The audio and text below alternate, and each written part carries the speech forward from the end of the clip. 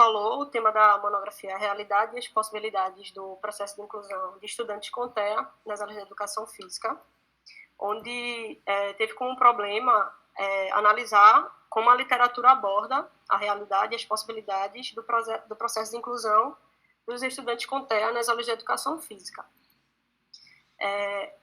A justificativa para estudar essa temática, ela teve início quando eu estava cursando o meu primeiro estágio, e eu me deparei com um estudante na educação infantil com TEA, e foi bem desafiador e muito difícil de incluir o estudante nas atividades. Ele participou de quase tudo, porém foi bem desafiador, me senti bem perdida e com isso me gerou uma curiosidade. Outro dado importante que vale ressaltar e que também justifica estudar sobre essa temática da inclusão e do transtorno do espectro autista são os dados mostrados pelo censo demográfico, onde mostra que vem crescendo a quantidade de pessoas com deficiência no país. No censo de 91, ele mostra que a porcentagem da população com alguma deficiência era de 1,14%, em 2000 foi para 14,5% e em 2010, 23,9% da população. Ainda não existe dados específicos para quantificar a população com TEA. Porém, no ano passado, foi publicado no Diário Oficial da União, através da lei de número 3.861, a inclusão de informações específicas sobre pessoas com autismo nos censos demográficos. O próximo censo ele ia acontecer esse ano, porém, por conta da pandemia, foi adiado. Então, nos próximos, a gente vai poder constar esses dados específicos. A relevância institucional desse trabalho é favorecer uma maior visibilidade e contribuir com discussões acerca da inclusão na educação física escolar. E a relevância social é trazer mais conhecimento para a população e, com isso, diminuir as barreiras existentes na sociedade, tornando a mesma mais inclusiva e, consequentemente, mais igualitária. Os objetivos da pesquisa foi analisar como a literatura aborda a realidade e as possibilidades do processo de inclusão dos estudantes com TEA nas áreas de educação física, e os objetivos específicos foram identificar aspectos históricos da inclusão no Brasil, compreender o histórico, conceitos e aspectos gerais do TEA e a sua relação com a educação escolar, e sistematizar a produção do conhecimento na forma de artigos publicados em periódicos disponíveis online do período de 94 até os dias de hoje. Para começar a falar sobre a temática da inclusão, é preciso a gente entender como a sociedade ela chegou nesse momento histórico atual da temática da inclusão. E aí, Sasaki, ele classifica os momentos históricos, os períodos históricos, em 4 paradigmas. O primeiro paradigma é o paradigma da exclusão, que é o modelo da rejeição social, onde as pessoas com qualquer deficiência eram excluídas do convívio social e não tinham práticas educativas para elas. O segundo paradigma é o paradigma da segregação, que é o modelo assistencialista, onde, por caridade ou conveniência, a sociedade e o governo eles confinavam as pessoas com deficiência em instituições e prestavam algum tipo de auxílio, como vestimentas, alimentação, essas coisas. O terceiro paradigma é o paradigma da integração, que é o modelo médico da deficiência, onde as pessoas com deficiência elas eram atendidas em centros de reabilitação com o intuito de diminuir a deficiência. E até esse momento histórico, até esse paradigma, a gente vê que a sociedade entende que a pessoa com deficiência, ela que tem que se adequar à sociedade, e não a sociedade que precisa se adequar para incluir a todos. Na educação, começam a surgir classes com alunos especiais nas escolas comuns. Porém, os estudantes com alguma deficiência ficavam em salas separadas dos estudantes ditos normais. E, por fim, o quarto paradigma, que é o paradigma da inclusão, que é o modelo social da deficiência, onde esse paradigma ele diz que ele não vê a deficiência como uma característica negativa e diz que é a sociedade que precisa mudar para incluir a todos. Na educação, para esse paradigma, todas as pessoas, todos os estudantes, eles estão incluídos na mesma classe e na mesma escola. Quando a gente fala sobre o direito das pessoas com deficiência, a gente sabe que no decorrer da história houveram diversos marcos históricos, marcos legais. Porém, eu vou destacar alguns. O primeiro é a Declaração de Salamanca, onde ela se constitui como um marco no que diz respeito à educação inclusiva, porque ela diz que as crianças com deficiência elas devem passar pelo processo de ensino-aprendizagem no ambiente comum a todas as crianças. Outra lei importante é a Lei Brasileira de Inclusão, de 2015, onde ela aborda maneiras de tornar os sistemas educacionais do país mais inclusivos. Sobre as pessoas com TEA, elas têm os mesmos direitos que são garantidos a todos pela Constituição Federal de 88 e outras leis nacionais, como o ECA, como o Estatuto do Idoso, entre outros. Porém, em 2012, o governo brasileiro ele instituiu a Política Nacional de Proteção dos Direitos da Pessoa com Transtorno do Espectro Autista, onde uma das coisas que determinou foi que, para efeitos legais, as pessoas com TEA, elas são consideradas pessoas com deficiência. Com isso, as pessoas com TEA, elas foram incluídas nas leis específicas para as pessoas com deficiência. Mas pensando sobre o TEA, o que seria esse transtorno? O TEA é um transtorno global do desenvolvimento infantil que se manifesta antes dos 3 anos de idade e se prolonga por toda a vida e que caracteriza-se por um conjunto de sintomas que afetam as áreas da socialização, comunicação e do comportamento. Mesmo a gente sabendo um pouco que existem características onde a gente pode observar em estudantes, em pessoas com esse transtorno, características específicas, não há um padrão único de comportamento. Então, é possível que a gente veja uma criança com TEA que apresenta extraordinária capacidade de inteligência, mas também é possível que haja limitações severas no raciocínio, na aprendizagem e na autonomia das crianças com TEA. Porém, é importante a gente ressaltar que todas as pessoas com TEA têm potencialidades e têm limitações como qualquer pessoa. E a sociedade ela precisa identificar essas potencialidades e estimular a autonomia, o desenvolvimento dessas pessoas também.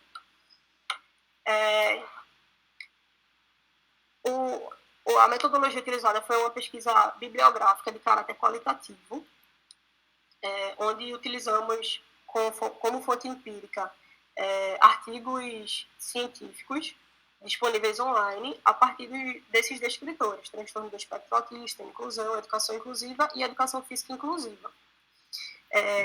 A partir das nossas buscas, foram encontrados 33 artigos e, de acordo com alguns critérios estabelecidos, foram selecionados 5 artigos publicados entre os anos de 2016 e 2020. E eu vou falar um pouco sobre cada artigo que a gente estudou. O primeiro, com a temática, com o título de A Educação Física e o Trabalho Inclusivo, teve como objetivo analisar o trabalho educativo nas aulas de educação física, discutindo o mesmo na sua relação com os propósitos da inclusão de estudantes com deficiência numa escola regular privada. Foi um estudo documental e de campo. Participaram da pesquisa a professora, a coordenadora, psicóloga e a diretora, junto com 21 estudantes do 5º ano do ensino fundamental, onde um desses estudantes com TEA. Foi verificado que não houve restrição da participação dos estudantes com deficiência, revelando a concretização do trabalho inclusivo. Porém, também foi visto que das 12 aulas observadas, 6 verificou-se que teve uma problematização fragilizada. Porém, houve adequações no planejamento, nas regras dos jogos, e com isso aconteceu a inclusão e foi concretizado isso. O segundo artigo, com o título A Inclusão da Educação Física Escolar, um estudo narrativo com professores de Miracema do Tocantins, teve como objetivo analisar como 2 professores com formação em educação física compreendem a inclusão de alunos com deficiência em suas aulas. Foi utilizado como método a pesquisa narrativa e evidenciou as dificuldades enfrentadas pelos docentes para atender os alunos com deficiência no cotidiano escolar, tanto nos aspectos estruturais, como pelas experiências construídas com os praticantes do cotidiano escolar. O terceiro artigo foi o artigo intitulado como Benefícios da Educação Escolar, da Educação Física Escolar para o Desenvolvimento de Alunos com TEA na Percepção dos Professores, e teve como objetivo identificar a percepção dos professores de educação física sobre os benefícios da educação física escolar para o desenvolvimento do aluno com TEA. Então, uma pesquisa descritiva, com a participação de 10 professores de educação física, com turmas do 1º ao 5º ano, onde verificou que os professores de educação física eles necessitam fortalecer e se aprofundar na área da educação física inclusiva, inclusive no assunto TEA, pois verificou-se que eles sabiam conceituar, mas não sabiam justificar as atividades que podem beneficiar o aluno que apresente TEA. O quarto foi o artigo intitulado como Dificuldades e Sucesso de Professores de Educação Física em relação à inclusão escolar, onde teve o objetivo de identificar as situações de dificuldade e as situações de sucesso de 2 professores de educação física que atuavam em escolas municipais, em uma escola municipal de ensino fundamental, do 1º ao 5º ano, e concluiu que os professores eles encontravam bastantes dificuldades, porém, também foram vivenciadas inúmeras situações de sucesso. E o último artigo foi o artigo intitulado como Educação Física na Educação Infantil, entre a suspeita e o diagnóstico, onde teve o objetivo de apresentar a tensão entre a suspeita e o diagnóstico do autismo e de que forma a educação física tem contribuído na superação das limitações impostas pelo autismo. Foi constatada uma melhora significativa na superação de barreiras impostas pelo transtorno, e o autor ele defende o uso do diagnóstico como um ponto de partida com a finalidade de alcançar a qualidade da educação desejada, e aponta que convém investir na formação inicial de professores. Com isso, os resultados mostram que a realidade da inclusão dos estudantes com TEA nas aulas de educação física, a gente uma falta de conhecimento dos profissionais sobre este tema, a formação defasada e não adequada do curso de educação física, constatou também questões estruturais e seus impactos na produção de práticas e também a ausência de um diagnóstico precoce. Porém, a gente também verificou como possibilidades investir na formação inicial docente, adequar o planejamento das aulas, das atividades e dos materiais utilizados. Também verificou que as investigações pedagógicas, mesmo que sem um diagnóstico precoce, elas colaboram para ampliar a capacidade das crianças e reduzir os impactos do TEA. E também verificou que quando o professor ele enxerga naquele estudante as possibilidades e as capacidades, ao invés de focar na limitação, há uma facilidade maior em incluir os estudantes, tanto com deficiência quanto com TEA, nas aulas. E para concluir, eu trago só informando que a escola é uma instituição de grande importância e com isso ela deve acompanhar essas transformações na construção de uma sociedade mais inclusiva. E a educação física, como um componente curricular obrigatório da educação básica, ela não pode ficar para trás, ela também precisa acompanhar essas mudanças na sociedade em relação à inclusão. E numa perspectiva inclusiva, os professores eles precisam ficar atentos para identificar potencialidades, diminuir os preconceitos e valorizar diferenças. Para que dessa forma, por meio da prática docente mesmo, eles contribuam com uma sociedade mais justa e igualitária. E é isso, aqui são algumas referências utilizadas tanto no trabalho escrito quanto na apresentação, e com isso eu concluo.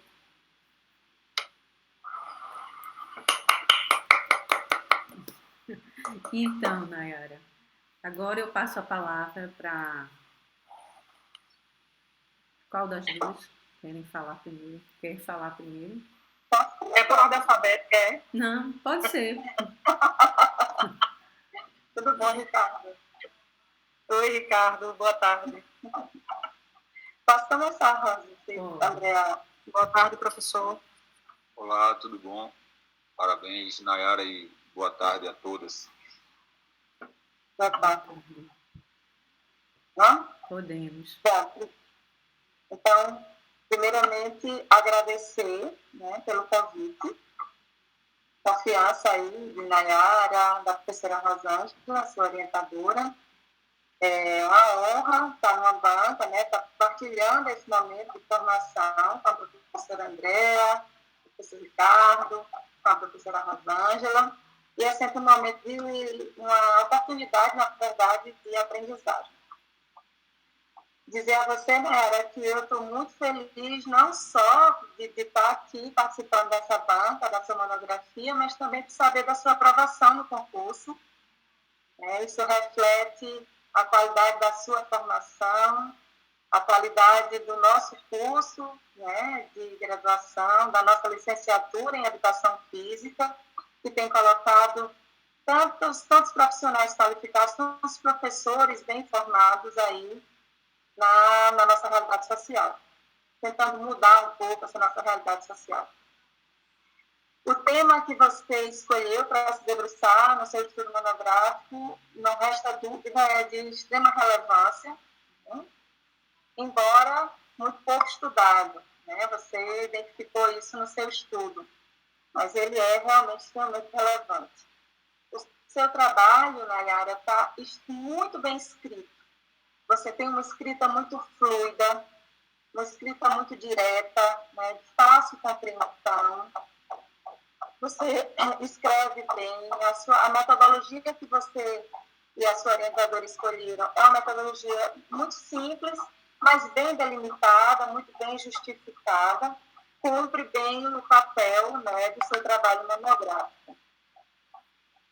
Quem me conhece, né, que já me acompanha há um tempo, sabe que eu sou meio cri-cri na língua portuguesa, e você, assim, sua escrita é quase impecável, pouquíssimos deslizes da língua portuguesa, e os poucos que identifiquei, eu coloquei por escrito e posso passar para você, mas que são deslizes que todos nós cometemos na escrita, mas você constrói, o seu texto é muito bem construído. Se a gente for falar de alguns ajustes do seu trabalho, assim, eu só daria como sugestão que você, ao final da leitura inteira do seu trabalho, voltasse para o resumo. Eu acho que o resumo é a última parte que a gente escreve.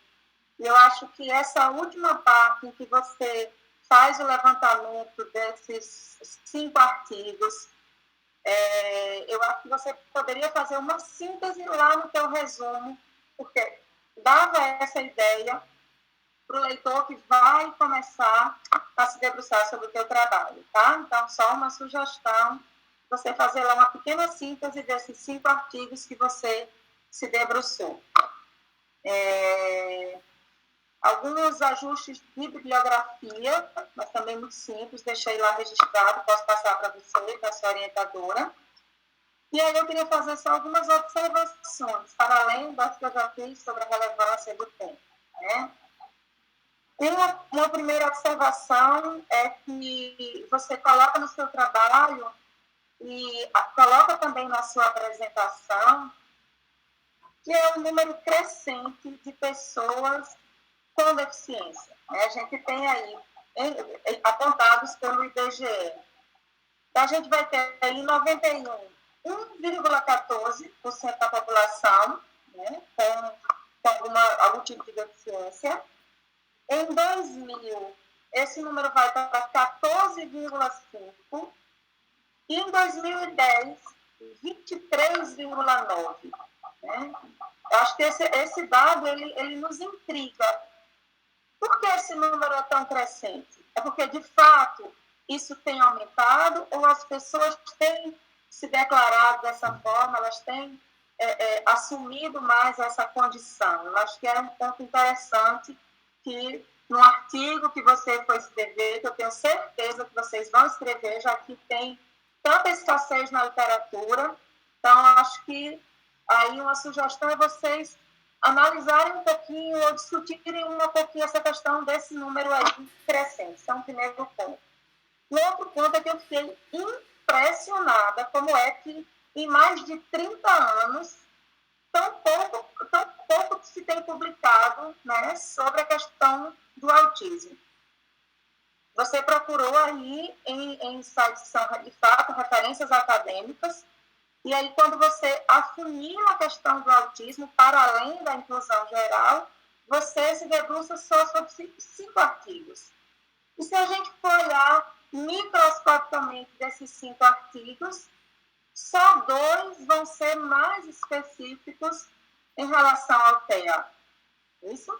Então, você vai ter aí 3 artigos que vão tratar da inclusão de forma geral, mas que na experiência relatada havia algum estudante com TEA, mas não trata especificamente de TEA, e só 2 que se propõem a tratar a questão de TEA nas aulas de educação física escolar.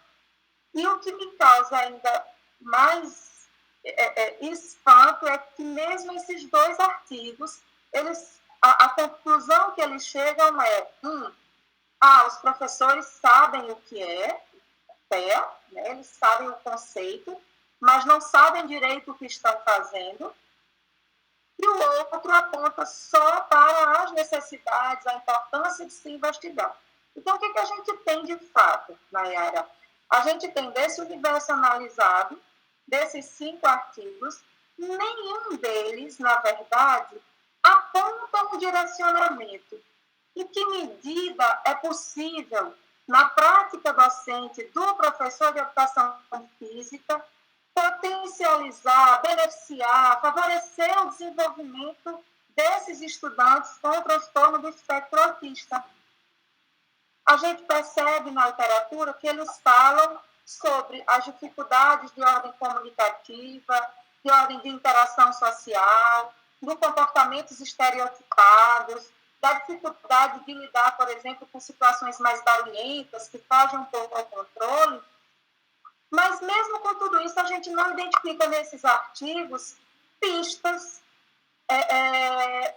caminhos, pelo menos, de como o professor de educação física pode lidar com isso, já que as aulas de educação física são aulas que, na sua essência, elas são mais dinâmicas, né? E aí teria esse desafio. Então, a gente flagra nesse seu estudo uma questão ainda muito mais séria, que é, além da escassez dos estudos, os poucos estudos que a gente identifica, eles não apontam caminhos que indiquem quais são as possibilidades de trabalho na área da educação física escolar. Então, acho que nesse aspecto o trabalho é riquíssimo, porque ele mostra, ele flagra isso, e aí deixa um caminho aberto, Nayara, para as suas próximas publicações, já como professora, né, licenciada aí em educação física.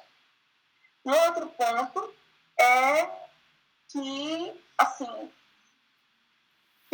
e com esse ponto eu encerro, é que estudos como esse teu, Nayara, eles nos sensibilizam para esses temas, né? Para que a gente possa, de fato, estimular os nossos estudantes, para que eles se debrucem sobre essa temática, para que a gente possa realmente tentar contribuir com essa realidade que ainda fica só nos arredores, ainda fica só nas questões generalistas, né? Que a gente possa, de fato, trazer considerações mais pontuais. Mas, de modo geral, eu acho que a gente se enquadra aí nessa luta pela inclusão, mesmo que a gente não saiba direito como se faz essa inclusão, é isso que os artigos mostram, todo mundo defende essa bandeira da inclusão, não é de nenhuma daquelas outras classificações que já foram superadas, que você apresentou muito bem, né, na sua defesa aí. Agora, todos defendem essa bandeira da inclusão, de fato, a gente não sabe como faz isso, como é que a gente procede. Então, acho que o teu trabalho está de parabéns, parabenizo você, parabenizo a professora Rosângela pelo trabalho e, mais uma vez, obrigada por ter me convidado para partilhar desse momento tão rico. Bom, agora eu passo para a Andrea, né, fazer as suas colocações. Andréa, Rosângela, Oi, diga aí. posso só pedir Pode. licença rapidinho? Uhum. Só pedir para a Nayara enviar para mim esse arquivo. Eu tinha mandado um e-mail para ela, mas só para ficar arquivado e para a questão de nota na disciplina. Uhum. Ela enviou o documento em PDF, Word, né, e PDF. Então, para ela enviar esse documento que nós temos solicitado, essa apresentação, dá para poder fazer aqui. Enfim, na verdade, já fiz pela apresentação do que eu peguei aqui, pelo que ela fez na disciplina. Uhum. E aí, para ela mandar esse último documento aí também, para constar lá. Manda. Tá Bom, Nayara? Aqui eu mando, professor. Tá bom. Então, André. Bem, gente, boa tarde. Boa tarde. Boa tarde a todas e todo. É assim?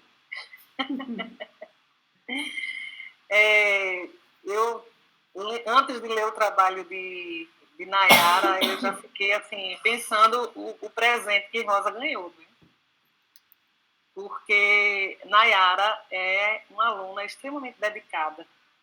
Em todas as atividades que ela desenvolve, pelo menos do contexto assim que eu pude acompanhar o trabalho dela, né, como estudante, nas disciplinas, agora concluindo a disciplina comigo na metodologia de ensino, e principalmente quando participou do programa Residência Pedagógica, durante 18 meses, vendo ali uma professora, né, não era só alguém que estava envolvido com um programa e que tinha que cumprir tabela, sabe?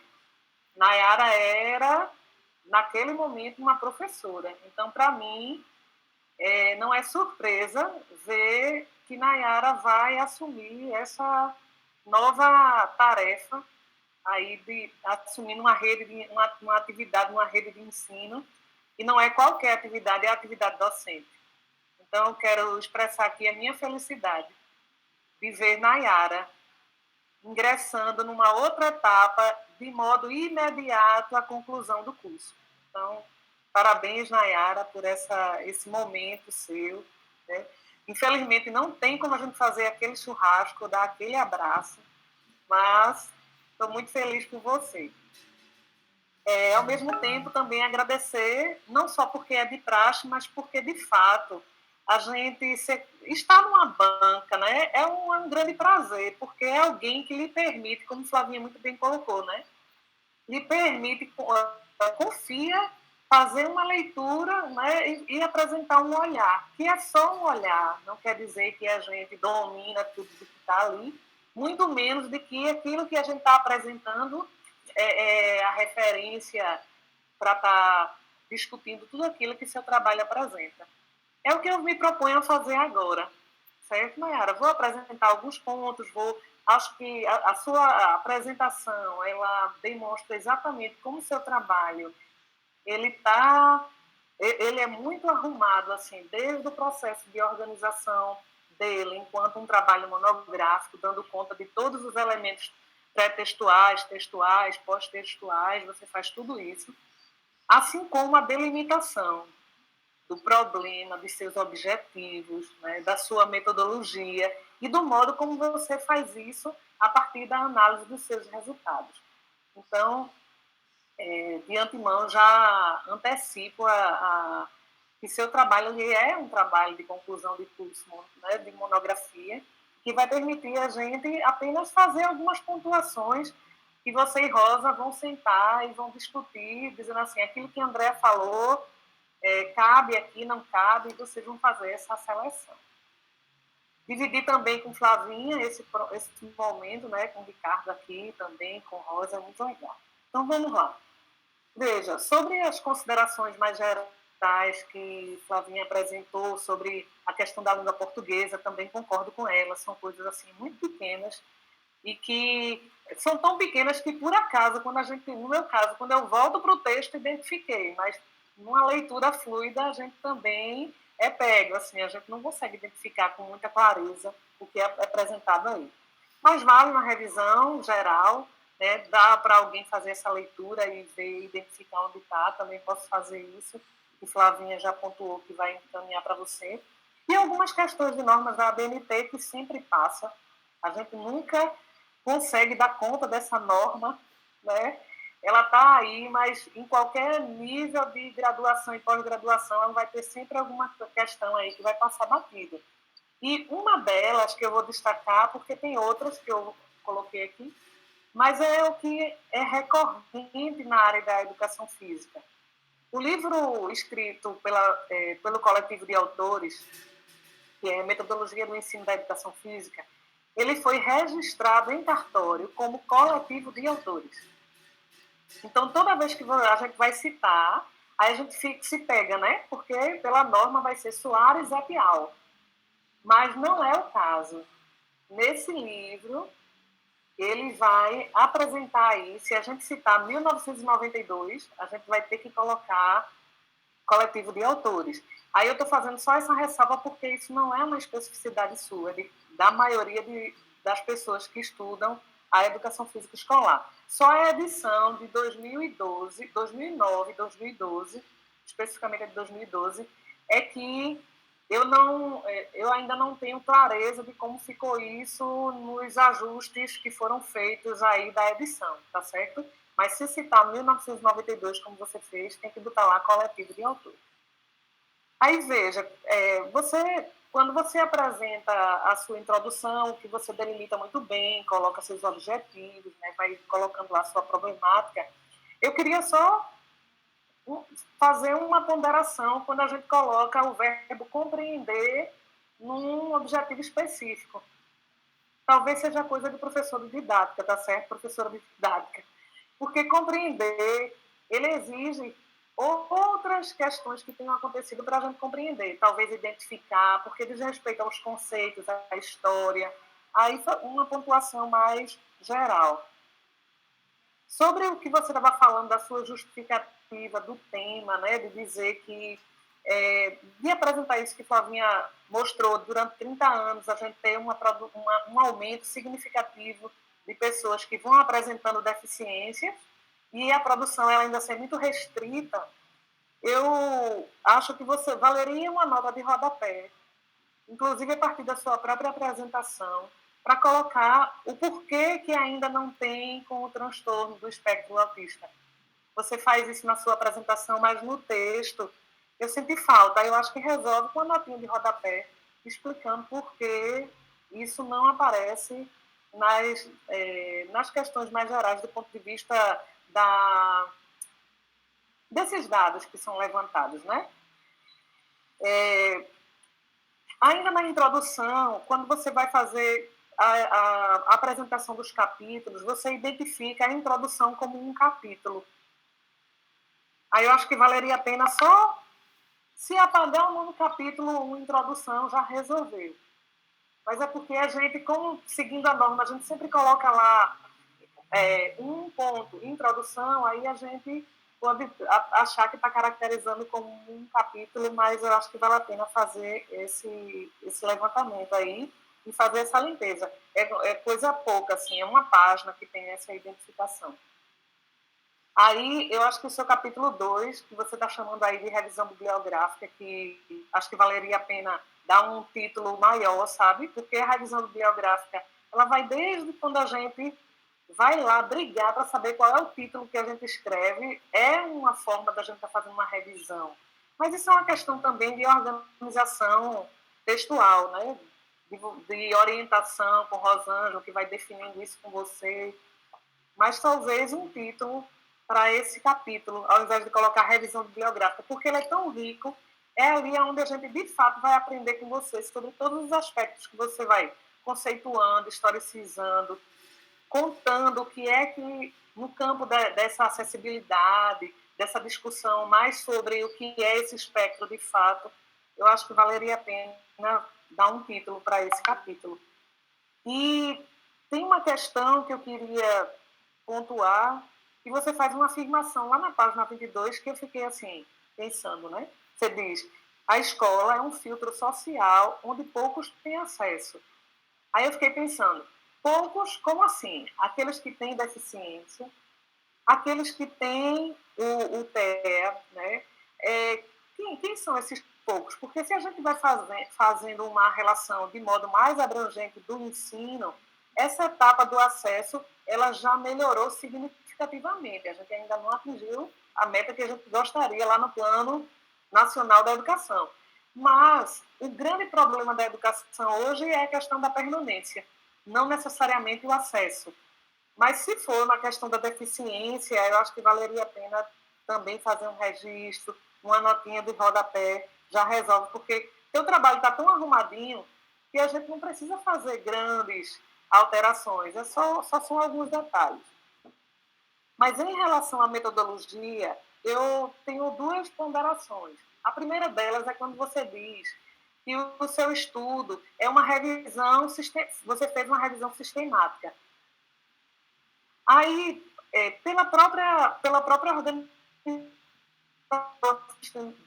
de uma revisão sistemática, eu acho que o fato, talvez, né, de você ter feito essa seleção de artigos, de ter feito essa consulta, de ter colocado essa consulta como fonte da sua pesquisa, pode ter dado a impressão de que é uma revisão sistemática, mas a revisão sistemática, ela é tão cri-cri, sabe, Nayara? No sentido como é que eu posso dizer, da rigorosidade para ela acontecer. Ela precisa ser feita por 3 pessoas. Pode ter uma quarta que vá ver se, de fato, por exemplo, você acessou 33 artigos e ficaram 5. Então, tem que ter uma terceira ou até uma quarta pessoa que vá ver se, de fato, dessas 33 só tinham 5 artigos. Então, tem uma estrutura para a sua realização que não perde o brilhantismo de nada no seu trabalho, de dizer que você está trabalhando também com uma fonte que é uma fonte documental, que são esses estudos que você selecionou. Então, para mim, o seu trabalho ele é bibliográfico documental. Ele não é um trabalho de revisão sistemática. E como você mesma, durante a sua metodologia, você não apresenta essa questão minuciosa de como foi o processo de revisão, é só um parágrafo, sabe? Um parágrafo nada, 2 linhas que fala sobre revisão. E aí, Rosângela, analisa, porque de repente é um olhar, né, que está sendo apresentado e que de repente vocês conseguem manter lá e dizer que é uma revisão. Mas para mim é um trabalho de um estudo documental. Você organiza os quadros, que são os quadros que são apresentados lá a partir dos estudos que você analisou, só por uma questão de organização a partir das fontes, em se tratando, seja de uma pesquisa bibliográfica ou documental, colocar numa ordem crescente ou decrescente, tanto faz, mas poderia ser de 2016 a 2020 ou inverter, porque aí quando você vê o primeiro, aí 2020, aí quando vai ver, aí tem outro 2019, aí, né? Ou já vai para 2016, então vale a pena, só do ponto de vista de organização, fazer isso.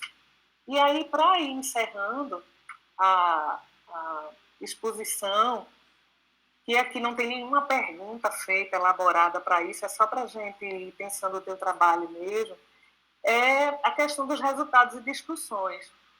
E aí eu vou pegar um pouquinho do que Flavinha falou para chegar onde eu quero, porque quando os artigos são apresentados, de fato, destacando sempre, faz sempre uma entrevista, né, um olhar sobre o que o professor pensa sobre aquele conceito de TEA, como é que ele desenvolve o trabalho, sempre questiona, de algum modo, como é que se dá esse processo de formação do professor, né? Mas fica faltando isso, assim. E a gente vai fazer o quê, então, se não tem? E aí, eu acho que as suas considerações finais, na verdade, compõem os resultados de discussão do seu trabalho. E nas considerações finais são essas possibilidades que você apresentou no finalzinho do seu, até no último slide, se você puder colocar aí. É só passar esse filtro, trazer tudo que o resultado são aqueles artigos que você descreve e as discussões estão meio divididas lá nas suas considerações finais. E eu estou dizendo isso para depois perguntar para você, né? Vai publicar onde mesmo? Revista, qual é a revista? Pensar a prática, movimento, motricidade.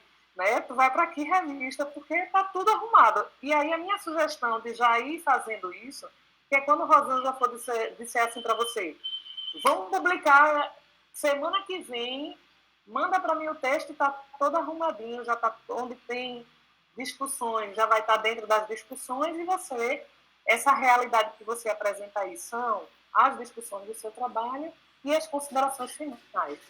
E isso é tão assim, os artigos ficam querendo fragmentar demais, né, o que a gente escreve, mas eu consigo ver muito bem esse modo dialético, né, tanto da forma como você escreve, como uma forma como você apresenta. Então, são essas as considerações, Nayara. E parabenizar mais uma vez, Rosângela, parabéns pela orientação do trabalho que você fez também. Foi muito bem organizado. Todas essas pontuações são mais questões de ordem, de identificação de alguns detalhes, do que necessariamente problemas metodológicos. Isso a gente não encontra, a gente tem um trabalho monográfico e passível, sim, de ser aprovado, né, e de merecer todas as comemorações depois dele. Então, parabéns, Nayara, parabéns, Rosângela, pelo trabalho, e vamos ver aí quais são as questões que, de repente, Rosângela ou Nayara queiram apresentar. Nayara, você quer fazer as suas colocações?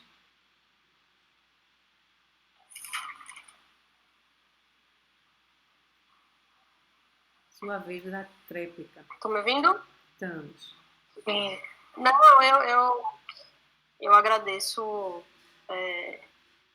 a participação e por terem aceitado a compor minha banca. E agradeço também as felicitações de ambas. Quero, sim, que vocês me enviem essas coisas pontuais para corrigir, com certeza. Anotei aqui algumas coisas também para depois ir corrigindo e organizando também. Mas no mais é só isso. Eu escutei, prestei atenção no que vocês falaram e vou sim reorganizar algumas coisas que eu anotei aqui. Bom, agora, Ricardo quer falar alguma coisa? Depois eu falo e a gente encerra. Quer dizer, eu sempre falo para os alunos, né, quando a gente pergunta, quer falar alguma coisa, alguém começa com não e começa falando. Quero sim, né, mas serei breve porque formalmente a gente não compõe a banca, né, o professor da disciplina, mas concordo com a análise feita pelas colegas, principalmente no que diz respeito a quem Nayara foi e é como aluna e agora como professora, e também como boa professora vai continuar sendo um aprendiz, um aluno, enfim, vai continuar sempre em formação. O trabalho na disciplina, dá para ver aqui também pela apresentação final, ocorreu sem maiores problemas. Um ou outro, como a gente já tinha discutido, a nota da disciplina está sendo atribuída a partir muito mais dos envios, né, e de algumas apresentações que nós tivemos somente uma, né, no caso, em um momento anterior, que é a monografia parcial, e na era já mostrava a qualidade do trabalho, e eu a conheci também na outra disciplina, do oitavo, que é socorro. Então, a competência já é comprovada, né? As colegas aqui também já mostraram isso. Sobre a parte de escrita, eu falei e fiz essa ressalva que a Andrea fez, muito mais a banca vai trazer as recomendações e vai caber ela fazer as inserções ou não. Acho sim que o trabalho está muito bem organizado e antecipando logo a decisão final de aprovação, com certamente a recomendação das alterações mínimas que a banca vai sugerir, mas não há que se preocupar com a questão de aprovação ou não, porque isso já era também, isso já vinha sendo demonstrado também durante a disciplina.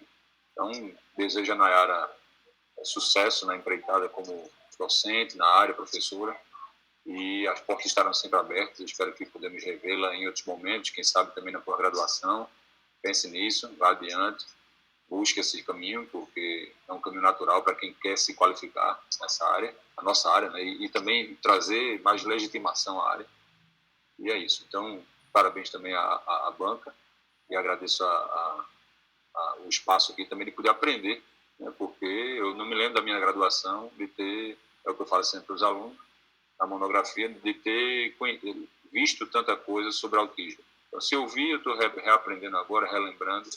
Então, a monografia, esse momento da monografia, como disse a André, também é um prazer para nós, para quem ama, né, para quem gosta do aprender, né, do conhecimento, para quem tem amor ao conhecimento, a monografia de Nayara traz isso com qualidade. Então, é isso, sendo o mais breve possível. Obrigado e parabéns, Nayara, mais uma vez.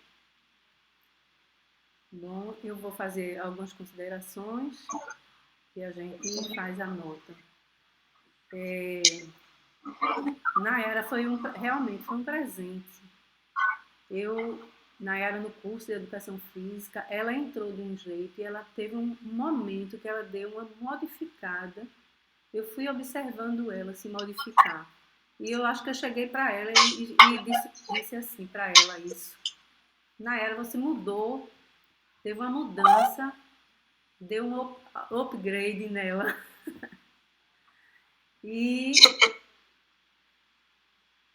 nesse finalzinho eu estreitei com ela, né, os laços, mas sempre autônoma demais.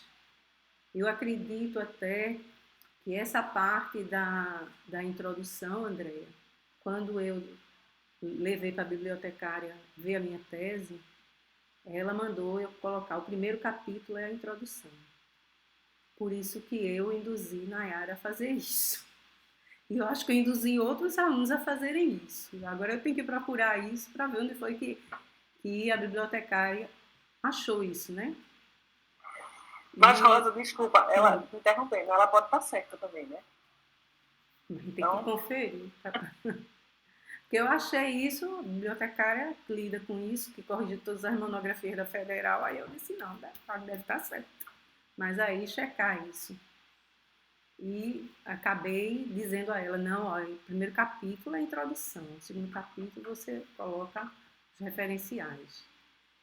Mas, no mais, eu agradeço vocês, a colaboração, né, essa leitura cuidadosa, agradeço a presença de Ricardo também e desejo tudo de melhor, né, para você.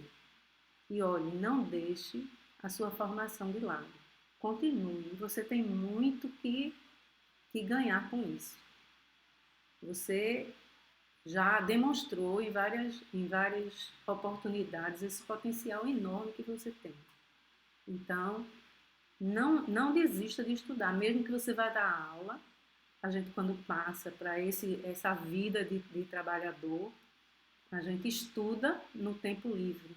Sei que muitas vezes o sol quente, como eu sempre digo a vocês, olha, não aprendi inglês, porque eu passava o dia todinho no sol quente. Quando eu entrava na sala de aula, o ar-condicionado ligado, eu cochilava. E a professora gritava, don't sleep, Rosângela. Eu acordava, mas aí foi muito difícil aprender, já madura, já, né, com muito sol na cabeça, porque pegava o sol de 6 horas da manhã, na hora que ele nasce, até 6 horas da noite, quando ele se põe. Aí fica mais difícil. Mas a gente tem que insistir nisso. Porque é um talento que não pode ser desperdiçado. Certo? Então, tudo de melhor para você. Agora, eu pergunto à banca como a gente faz a nota pelo Zap, ou eu desligo aqui e a gente faz a nota. E depois Nayara entra. Nayara sai, Nayara entra. Para a gente terminar. O que é que vocês acham? Vou? Rosa, talvez, se uma sugestão, essa opção que você deu de Nayara sai, dá um momentinho, e quando terminar, aí você avisa para ela e ela retorna. Pronto, isso é o que Nayara, vocês eu boto acham? no Zap, viu? Viu, Nay?